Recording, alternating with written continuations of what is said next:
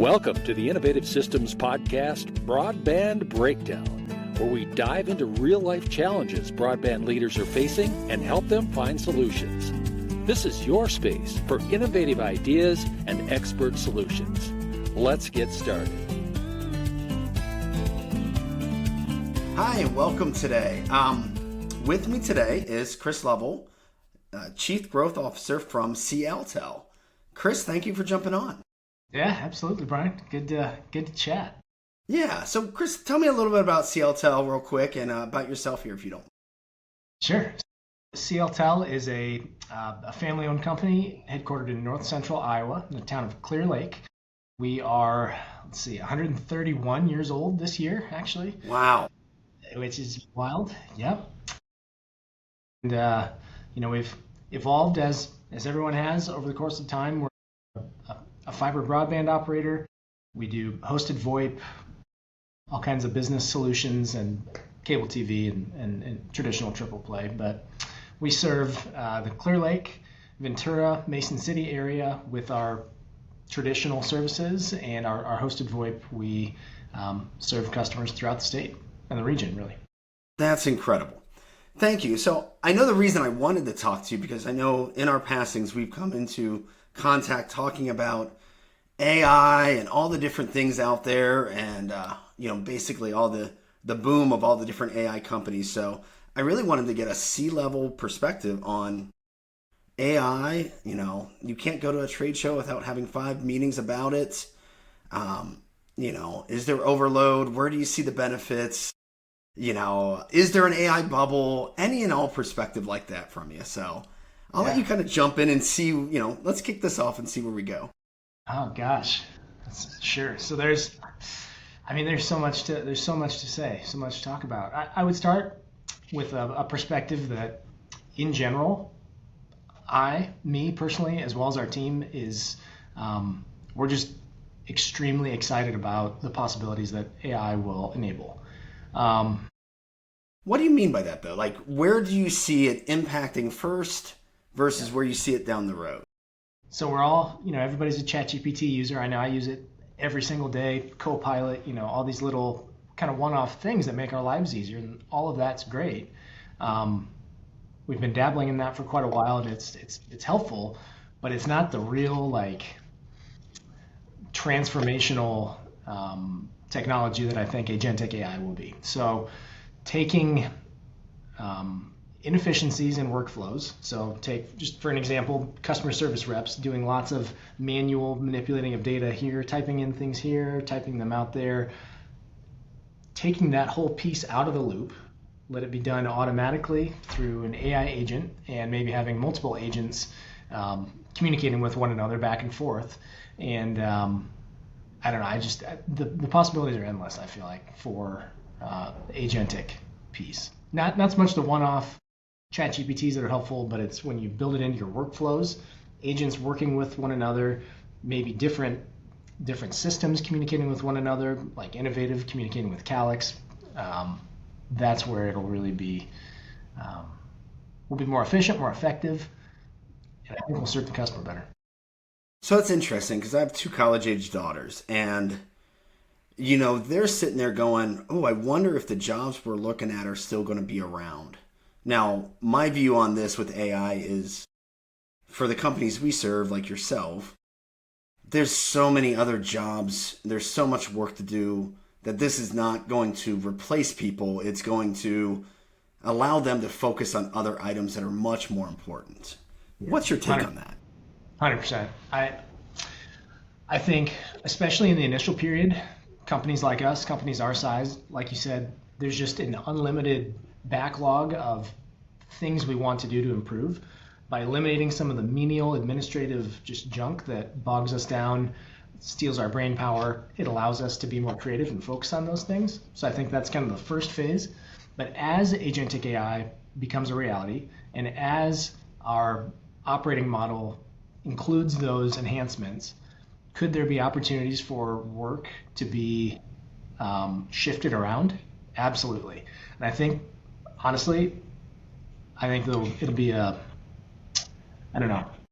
there'll be an interesting path that companies can take. They can either go one direction, which is solely, put that efficiency and that profit in their pocket, or redirect the capacity, keep the same people on staff, but maybe redirect their efforts toward more community engagement, maybe more proactive customer outreach, things like that. I mean, we're very passionate about things like Operation iFast. That's just one example of the impact that I believe businesses can have in the world that AI will enable. Because if you don't have to have as many people doing these technical jobs, if those things can be alleviated, guess what? You all of a sudden have bandwidth and capacity freed up to redirect that and focus on the world impact that your company cares about. And that's a great point because, you see this even already with some of the layoffs you're seeing in some of the really large companies. I don't expect that in our companies. I think you're right. They're so embedded in the communities that they have, 131 years you guys have been around. They're so embedded in these communities that they want to see that community development happen. They want to see that way to make this be a destination for people to come live and have the best quality of life possible. So, yep. I agree. And customers will be able to see that too. I mean, what if we get to a point where if a customer has a choice between, their local provider and a national provider, they can look at how both of the two companies choose to use AI. Do they use the efficiencies to cut headcount, or do they use the efficiencies to make a bigger impact in the world? And they can say, oh, I want to give my money to the company who's actually making a difference. And especially probably because the price is going to still be kind of the same, right? So now I can spend with somebody that's really making a difference in our community and I see it and feel it versus, I can do everything remotely and maybe every once in a while I'll have a tech spin through an area to handle a trouble ticket because they're so short staffed, they're using AI for everything. Yep. So totally. And just one other comment. This is probably, maybe pie in the sky thinking, but there's an opportunity for our whole society as a whole to lean into this as a model, to say we're capitalists, we want to operate as effectively and efficiently as we can, but we're not going to take all of that profit solely for ourselves. We're going to instead reinvest it and be the impact that we want to see in the world. And that's not just broadband providers. I think that can happen throughout the country, and not everyone will do that. I think a lot will, and I don't know. I hope you're right, and into the education of, helping get the next generation, like I said, my daughters, making sure they're ready to do the jobs that are there that create that impact and not training them for the menial jobs that, agentic AI can be replacing. So as Chief Growth Officer, what have you sifted through already? And what were some of the ones you're like, that looks good? Or have you seen any out there, and you don't have to name them, but just like, what in the world are they doing? How do you kind of focus on what's helpful and what's maybe a hindrance when it comes to all the stuff you get bombarded with when it comes to AI?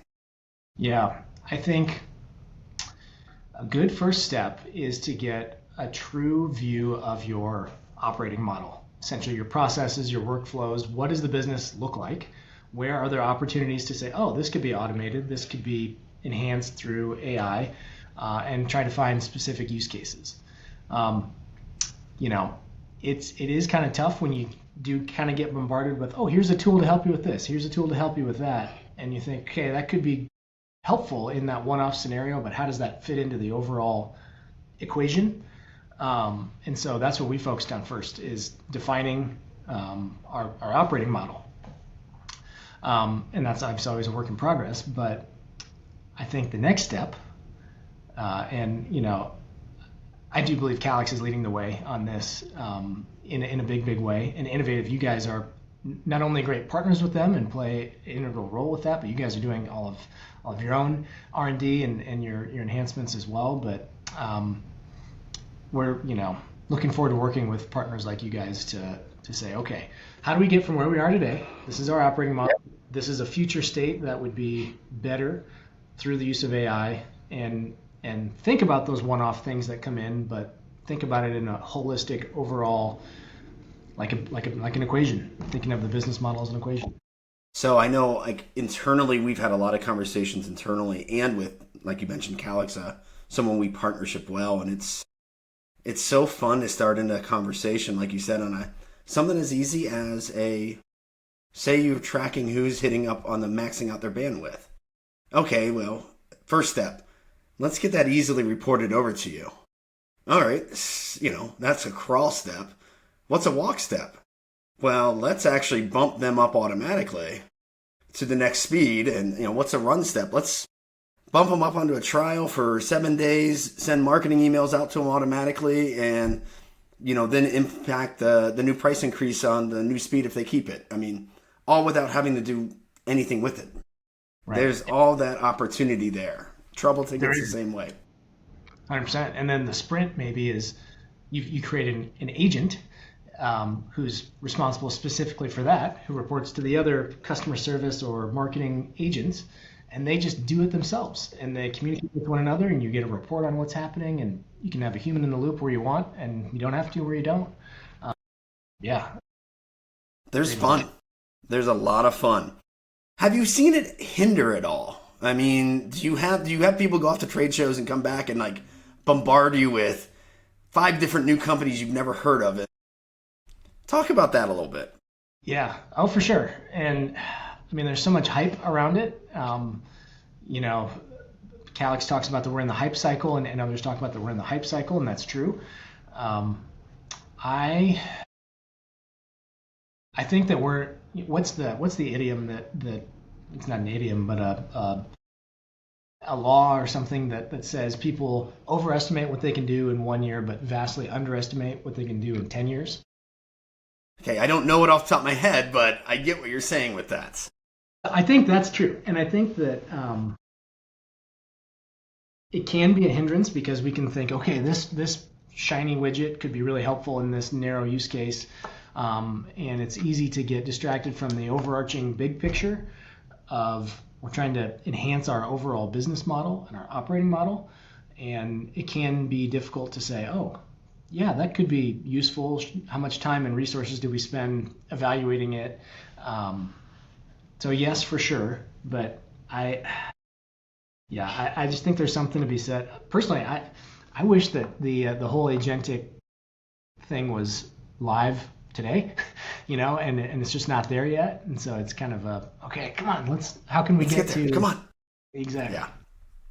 I know. We've got a handful of things out, and they'll be out in first quarter. I think you've heard some of those being on some internal meetings, but I know once Calix gets their cloud migration finished, we're jumping at the bit to start jumping at some things with them specifically also. So I'm going to switch gears on you on this topic then and go, you talked about how we're already all using Copilot ChatGPT. What's your AI policy and how long have you had it in place? So our AI policy, we have to be very careful about the free version of ChatGPT. So I want to make that distinction. I think it's important for people not to utilize that, frankly, the free version, because you don't know what they're going to be doing with the model.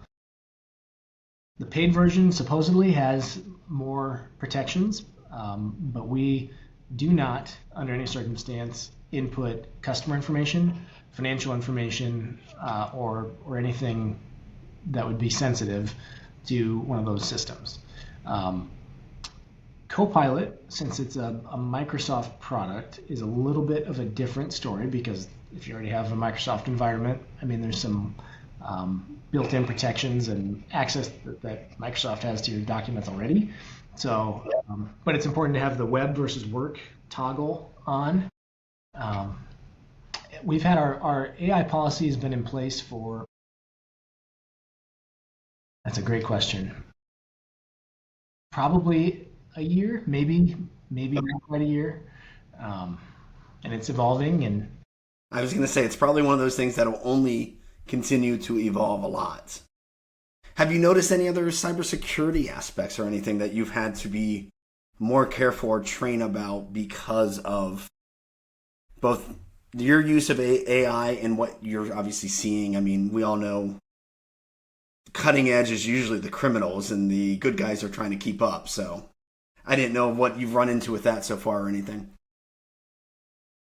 I wouldn't say that I've personally run into a scenario that was because of AI, but just in general, I mean, we do cybersecurity training, and a common theme with that is how much better phishing emails, phishing calls, smishing, All the ings. all the ing, how much better they can be because of AI and generative AI. And I mean, that's just a fact. So I think that's important. But then from a holistic overarching perspective, as we talk about transforming the operating model to being agentic, if a lot of those things are being done automatically, there just could be more vectors for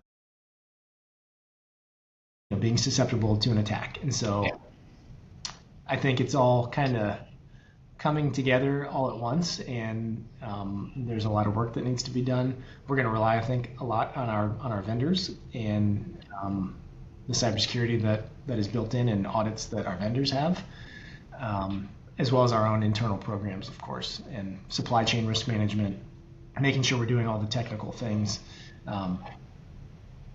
It's still the wild, wild west, and I think there's a lot of unanswered questions, that's for sure.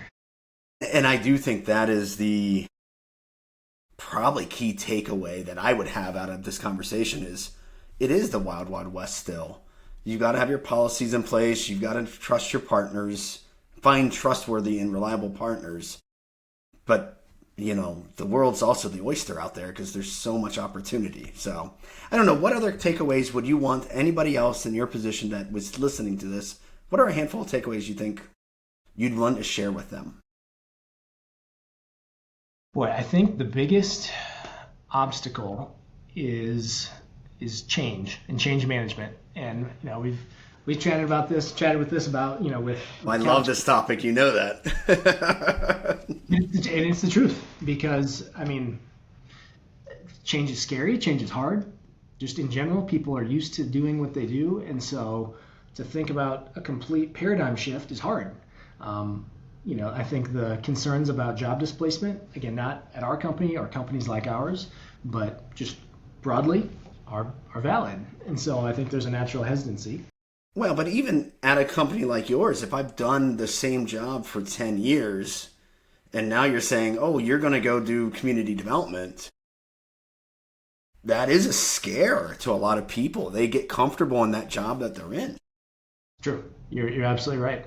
I think just how much is out there now. I think it's easy for people to, if they haven't been playing with it, to feel overwhelmed and say, I don't even know where to begin. If that's not something that's part of their life yet. And so just the change curve is a big thing to overcome. Vernon Johnson, VJ, our marketing manager, he did a presentation at a conference last year, and he did really well at that, and had some great comments. And he's very technology forward and embraces all kinds of new things. And he talked about it from a marketing perspective and just utilizing tools there. But he is also in charge of our customer service team, and that will be a big change for them. And so we're not at the point where if we flipped a switch and changed to this new business model where they would be comfortable with it. So what he's done is he's come up with kind of some fun, unique ideas for them to play with various AI tools, not even work related. Like come up with a song about me or something, or about whatever. Not work related, but it helped them to be more comfortable with, oh, this is how you enter in a prompt. This is what changes when you do the prompt differently. Even simple things like that, I think, can go a long way for helping people feel more comfortable. Just the comfortable, yeah, exactly. That is awesome. I do think that's probably the number one point that I would love anyone to listen to is a culture of change is going to be needed as you adopt more and more AI into your workflows, into your company processes. So I think that's great that you guys are already looking at it. I always tell, it's an ancient book by now, but Who Moved My Cheese is just a great, easy read for anybody out there. Just to say, keep in mind, changes constantly happen, and change is something you need to embrace and, be excited about, not scared of. So, I don't know if you've read that one in a while or not, but it's an old classic. Yeah, no, totally. And the only constant in life is change, really. I mean, ultimately, Right. that's just a fact of life. And it's exciting. I mean, personally, that's the other thing too. Don't we all want to surround ourselves with people who are eager to embrace new things and learn and grow and become better? I think if we can try to encourage that in all areas of life, including AI adoption, I think we're all going to be better. 100%. Stagnant water is not healthy. It is not. No. So, constantly flowing. Yeah. Don't drink the still water. No. Well, Chris, I don't want to take too much of your time, but I really appreciate you jumping on and talking through this, and I look forward to seeing you soon. Thank you again. Absolutely. It's my pleasure. That's a wrap for this episode of Broadband Breakdown. Got a problem you need advice on or a story to share? Reach out. We'd love to hear from you. Until next time, stay connected and keep pushing for progress in rural America.